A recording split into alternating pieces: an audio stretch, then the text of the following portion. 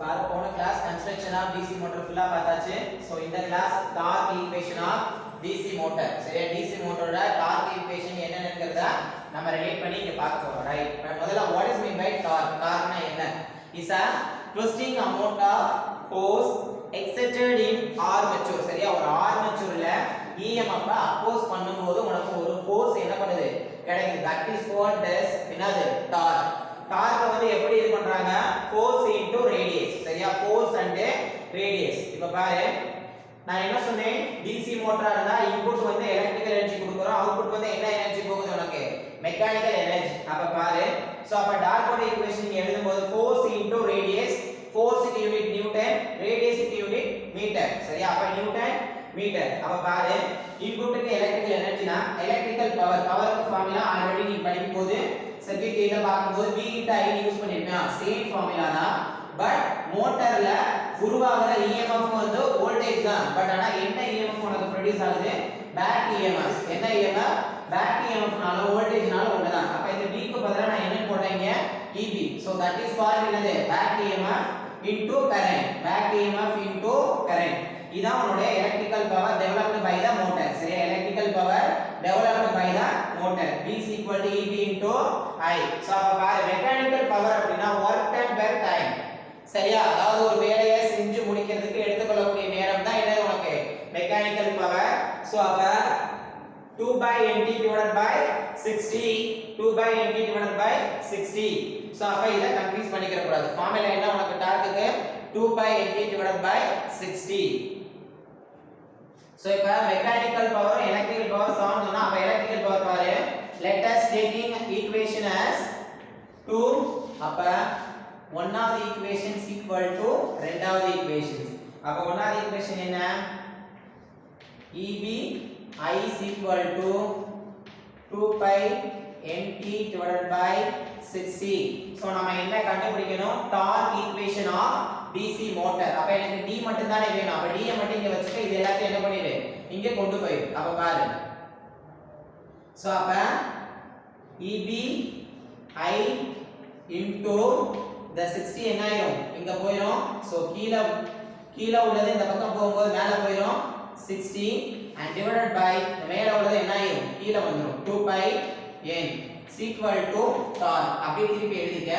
torque is equal to EB I into 60 divided by 2/n. 2/n. இப்ப கவனி, back EMF க்கு நேத்து உங்களுக்கு ஃபார்முலா எழுதி போட்டேன். என்ன formula? EB is equal to 5B NZ divided by 60A. 5B NZ divided by 60A. அப்ப இந்த ஈக்குவேஷன் என்ன இருக்கு? let us taking மூணாவது. சோ இல்லனா இத நாலாவதா வச்சுக்கோ, இத வந்து மூணாவதா வச்சுக்கோ. அப்ப substitute 4 in 3. சரியா, நாலாவது ஈக்குவேஷன் கொண்டு போய் எதுல சப்ஸ்டிட்யூட் பண்ணனும்? மூணாவதுல சப்ஸ்டிட்யூட் பண்ணனும். எங்க EB இருக்கிற இடத்துல இத கொண்டு போய் என்ன பண்ணனும்? சப்ஸ்டிட்யூட் பண்ணனும். சோ அப்ப பாரு, சோ அப்ப dark is equal to EB தானா? 5B NZ divided by 60A I into 60 divided by 2/n. 2/n. இந்த 60க்கும் இந்த 60க்கும் என்ன ஆயிரும்? கேன்சல் ஆயிரும். அதே மாதிரி இந்த எண்ணுக்கும் இந்த எண்ணுக்கு என்ன ஆயிரும்? கேன்சல் ஆயிரும். பாரு, IB Z I divided by 2/a. சரியா, இந்த 1/a கீழ வரும்போது என்ன ஆயிரும்? a ஆவே இங்க வந்துரும். சரியா, சோ அப்ப 2/a. சோ இவ்வளவுதான் by equation. this is called torque equation. இப்ப 1/2π னா என்ன வருது? சோ கால்குலேட்டர்ல போட்டோம் அப்படினா 0.159 by B Z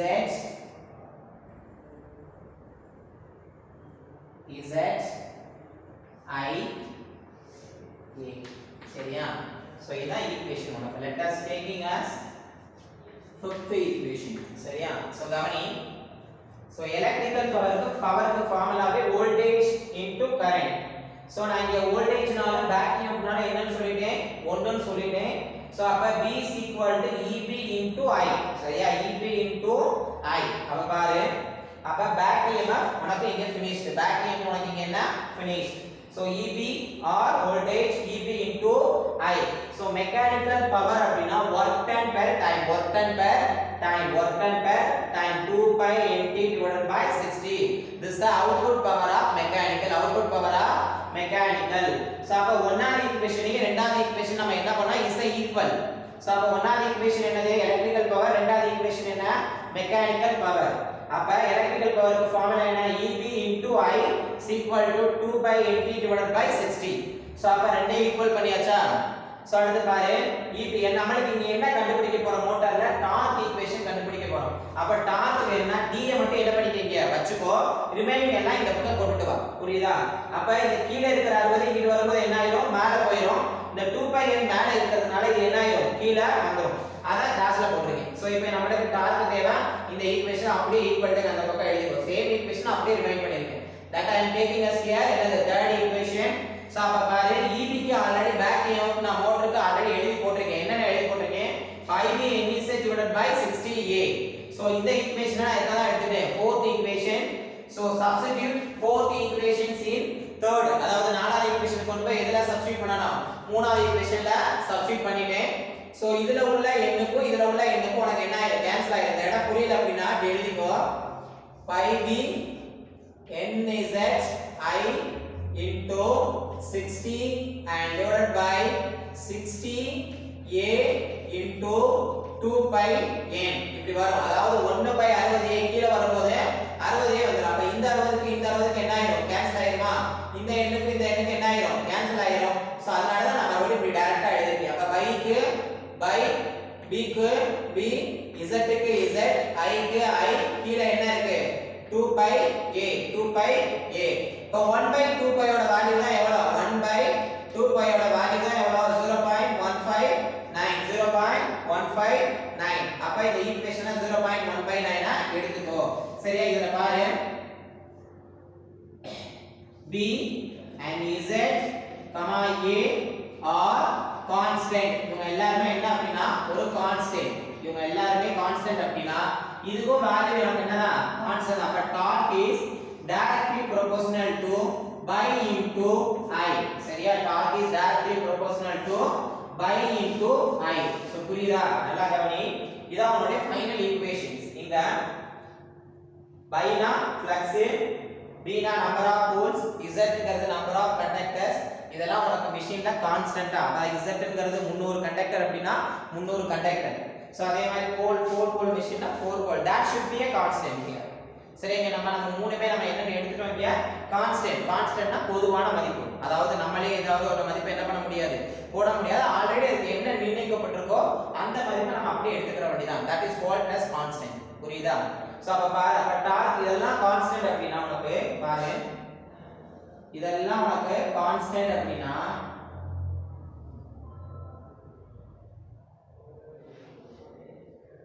சோ அப்ப இதெல்லாம் உனக்கு என்ன ஆயிருக்கு உனக்கு கான்ஸ்டன்ட் ஆயிருக்கு சோ அப்ப இத பாரு இது எல்லாமே உனக்கு இங்க கான்ஸ்டன்ட் அப்ப இது கான்ஸ்டன்ட் அப்படினா டார்க் கான்ஸ்டன்ட்க்கு பதிலா அப்ப ஈக்குவல் டு k போட்டுக்கிறேன் ஈக்குவல் டு என்ன போட்டுக்கிறேன் இல்ல let us take in k is equal to 0.159 b z by a so இது அந்த k ங்கிறது கான்ஸ்டன்ட் k ங்கிறது என்ன வெச்சுக்க கான்ஸ்டன்ட் வெச்சுக்கோ அப்ப torque is directly proportional to pi into I pi னா என்ன உனக்கு இங்க flux pi னா உனக்கு என்ன இங்க flux in Weber so I ங்கிறது உன்னுடைய armature current தான் சோ armature current சோ கரண்டோட யூனிட் ஆல்ரெடி படிச்சிருப்ப in amps சோ அதே மாதிரி டார்க் அப்படினா this is a newton meter டார்க்ங்கிறது தமிழ்ல திருப்பு திறன் so torque in newton metre அப்ப டார்க்கும் கரண்ட் ஃப்ளக்ஸுமே ஆல்மோஸ்ட் கான்ஸ்டன்ட் தான் அதாவது இது எல்லாமே உனக்கு கான்ஸ்டன்ட் ஆகும்போது flux is also be a கான்ஸ்டன்ட்டா எடுத்துக்கிட்டோம் அப்படினா let us say torque increase ஆனா கரண்ட் உனக்கு என்ன ஆகும் இன்கிரீஸ் ஆகும் ஏன் இன்கிரீஸ் ஆகுது that is directly proportional டைரக்ட்னா நேர் டர்ம்ல இருக்குன்னு அர்த்தம் அப்ப இது கூடனா இதுவும் ஆட்டோமேட்டிக்கா என்ன பண்ண ஆரம்பிக்கும் கூட தானே ஆரம்பிக்கும் சோ அதான் torque is directly proportional proportional to current. This is a torque equation of DC motor. நீடா எழுதி வச்சுக்கோ, இதையே ஃபாலோ பண்ணிக்க, ரைட்?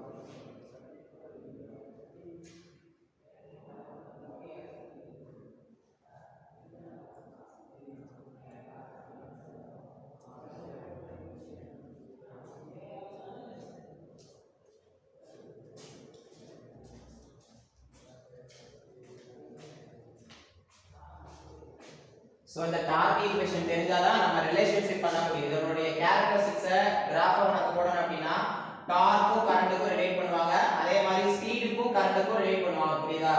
சோ ஸ்பீட் அப்படினா உனக்கு வந்து almost inversely proportional of current. அதாவது கரண்ட் நீ ரைஸ் பண்ண உனக்கு லோடு கொஞ்சம் இன்க்ரீஸ் ஆயிட்டே வரும். அப்ப லோடு இன்க்ரீஸ் ஆனா அப்படினா ஸ்பீடு வந்து உனக்கு ஆட்டோமேட்டிக்கா குறைய ஆரம்பிக்கும், சரியா?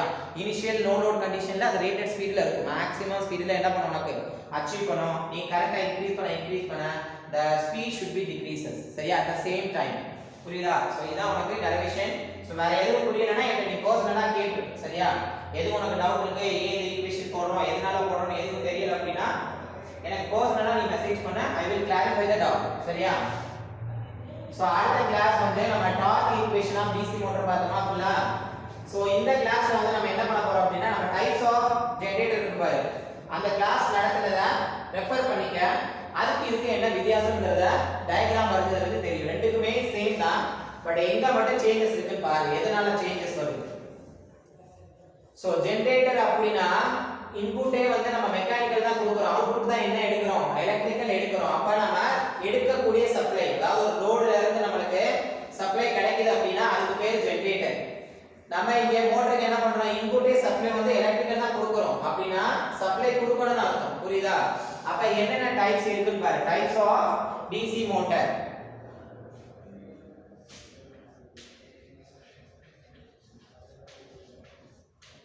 Types of DC motor. So DC motor பொறுத்தவரை there are two types. என்னென்ன? separately excited, அதே மாதிரி self excited. அதுக்கப்புறம் என்ன இருக்கு? self excited motor. So self excited there are two different DC shunt motor, DC series. So the last one DC compound motor. So அப்ப DC motorல எத்தனை type இருக்கு? two types. என்னென்ன? separately excited DC motor, self excited DC motor. So self excitedல உங்களுக்கு three types. என்னென்ன? shunt motor, series motor, compound motor. So compound பொறுத்தவரை there are again two long shunt, அதுக்கப்புறம் short shunt.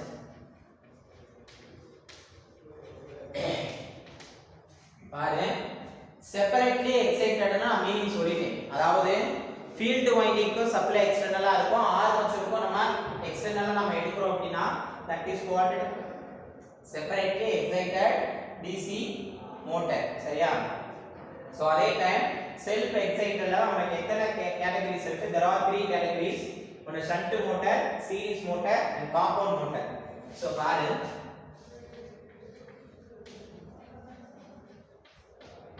DC shunt motor,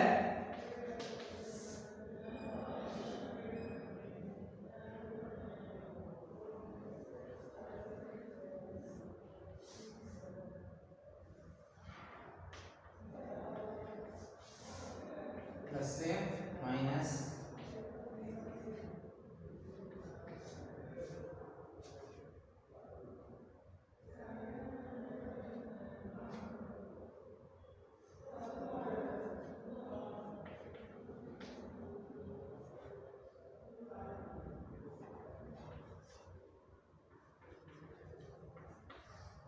யானி. So DC ஷண்ட்னா நான் parallel சொன்னேனா field வைண்டிங்கும் உன்னோட armature வைண்டிங்கும் ரெண்டும் parallel-ஆ இணைக்கப்பட்டிருந்துச்சு அப்படினா அதுக்கு பேர் என்ன? DC shunt motor. ஷண்ட்னா parallel connection, ஷண்ட்னா என்னது? parallel connection. சோ அதே நம்ம ஜெனரேட்டர்ல பாக்கும்போது என்ன பண்ணோம்?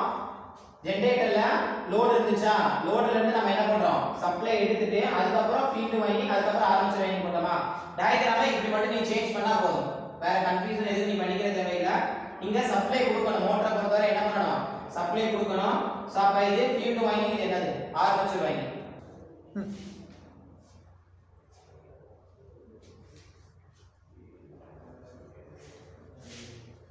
சோ நம்ம முன்னாடி பாக்கும்போது டைப்ஸ் ஆஃப் ஜெனரேட்டர்ல இதே கிளாசிஃபிகேஷன் தான் வரும். Separately excited generator, self excited generator. சரியா? ரெண்டுமே இருக்கும். சோ அதே மாதிரி அதோட டைப்ஸ்மே shunt, series, compound, long shunt, short shunt. But மோட்டர்ல ஒண்ணே ஒண்ணு மட்டும் தான் செப்பரேட்லி எக்ஸைட்டட் இருக்காது. சரியா? நமக்கு எக்ஸாம்பிளுக்கான இத செப்பரேட்ல சொல்லிருக்கேன். சோ மோட்டரை பொறுத்தவரை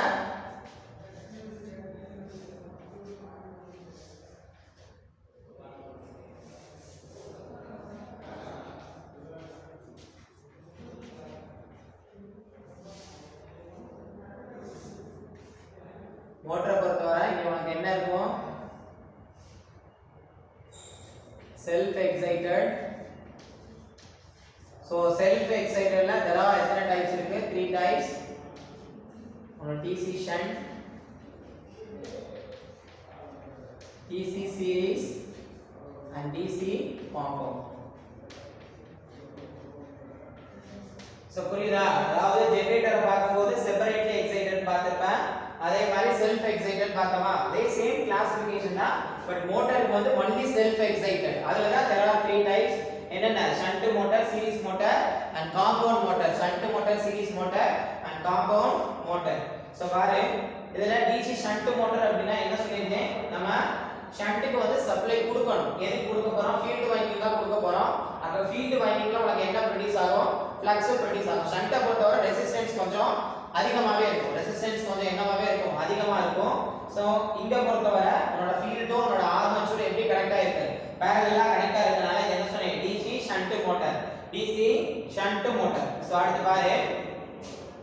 சோ ஷண்ட் மோட்டார்னா கரண்ட் உனக்கு என்ன வரும்? IL is equal to I shunt plus IA. So ரெண்டு கரண்ட் இங்க இருந்தா கரண்ட் போகுது. அங்க நாம என்ன பண்ணோம்? ஆர்மேச்சர்ல தான் கரண்ட் ப்ரொடியூஸ் ஆகி அந்த ஆர்மேச்சர் சப்ளை எடுத்ததுக்கு அப்புறம் தான் லோடுக்கு கரண்ட் கொடுத்து போச்சு. அதே மாதிரி ஃபீல்ட் வைண்டிங்க்கு கரண்ட் போச்சு. சோ அது மட்டும் டிஃபரன்ஸ் என்னன்னு ஃபுல்லா என்ன பண்ணிக்க பாத்துக்க. சோ அடுத்த மோட்டார் என்ன இருக்கு உனக்கு? DC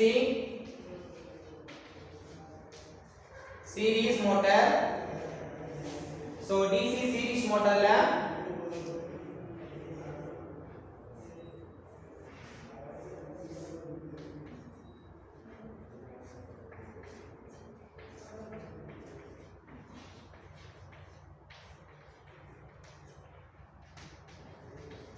சோ கவனி, இங்க ஷண்ட் மோட்டரை பொறுத்தவரை ஃபீல்ட் வைண்டிங் ஆர்மேச்சர் வைண்டிங் எப்படி கனெக்ட் ஆயிருந்துச்சு?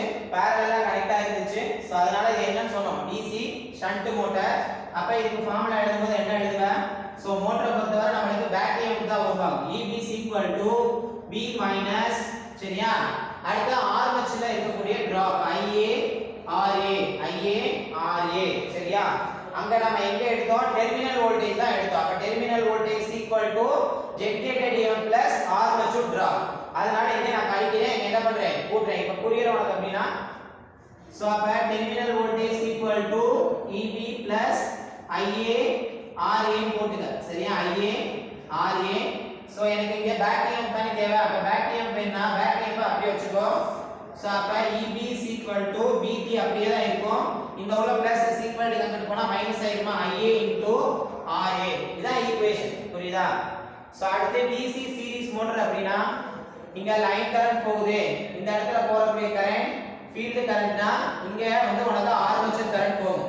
சீரிஸ்ல current same. அப்ப line current field current armature current. the both currents are same. எங்க சீரிஸ் மோட்டார்ல இங்க பொறுத்தவரை உனக்கு ரெசிஸ்டன்ஸ் வந்து கொஞ்சம் ஹையா இருக்கும். Resistance high. அதே மாதிரி இங்க ரெசிஸ்டன்ஸ் ரொம்ப லோவா இருக்கும். Resistance low. சோ கனெக்ஷனை பொறுத்து தான் அவங்க கிளாசிஃபிகேஷன் பண்ணிருப்பாங்க. புரியுதா? இது parallel கனெக்ட் இருக்கனால ஷண்ட்னு சொன்னேன். இத சீரிஸா கனெக்ட் பண்ணிருக்கனால மோட்டார்னு சொல்றோம். சீரிஸ்ல நமக்கு ஃபீல்டும் ஆர்மேச்சரும் கனெக்ட் ஆயிருக்கனால நம்ம இத என்னன்னு சொல்றோம்? Series motor. சோ அடுத்த கிளாஸ் நமக்கு என்ன இருக்கு? Compound motor. சோ காம்பவுண்ட பொறுத்தவரை என்னென்ன இருக்கு? உனக்கு லாங் ஷண்ட் காம்பவுண்ட். சோ காம்பவுண்ட்ல ஃபர்ஸ்ட் என்ன இருக்கு? Long shunt. சோ லாங் ஷண்ட்னா ஒண்ணும் கிடையாது.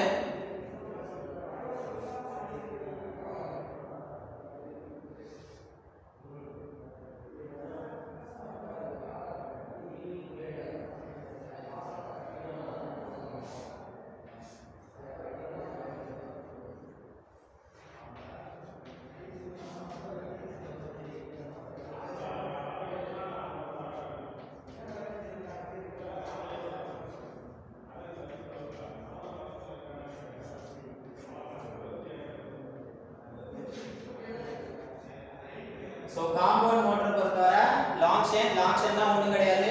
இங்க ஒரு ஃபீல்ட் வைண்டிங் ஆர்மேச்சர் வைண்டிங் சீரிஸா கனெக்ட் ஆகும்போது ஒரு parallel வைண்டிங் ஒரு parallel ஷண்ட் வைண்டிங் இணைக்கப்பட்டிருந்தா அதுக்கு பேர் என்னது?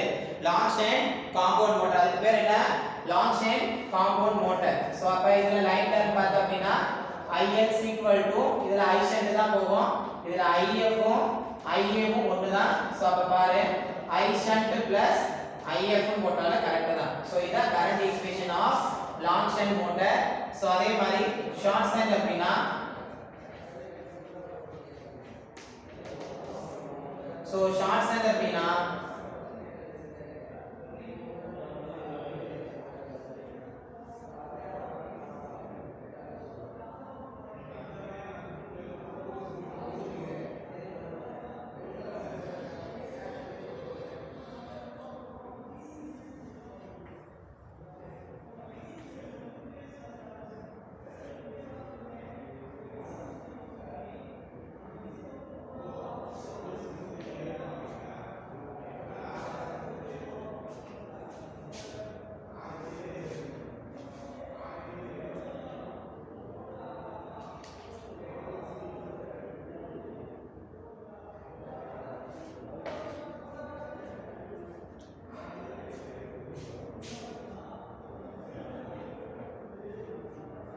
So short shunt அப்படினா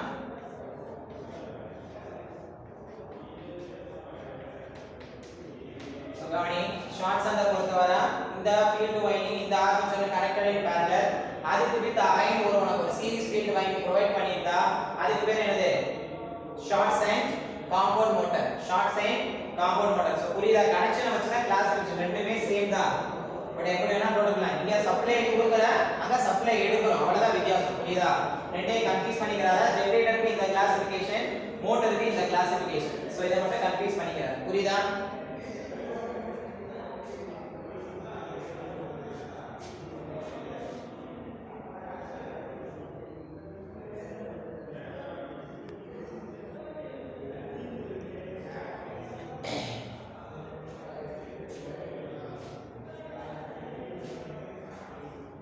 ஸோ ஷண்ட் மோட்டரை பொறுத்தவரை வந்து உனக்கு டார்க் வந்து உனக்கு ரொம்ப இங்கே வந்து மீடியமாக தான் இருக்கும். Torque should be medium. சரியா? இங்க வந்து உனக்கு ஹை டார்க், இங்கேயும் உனக்கு என்னவா இருக்குன்னா காம்பவுண்ட் மோட்டர்லயே ஹை டார்க். சோ புரியுதா? இது மூணுமே உனக்கு ஹை டார்க், இது மட்டும் டார்க் should be மீடியம்.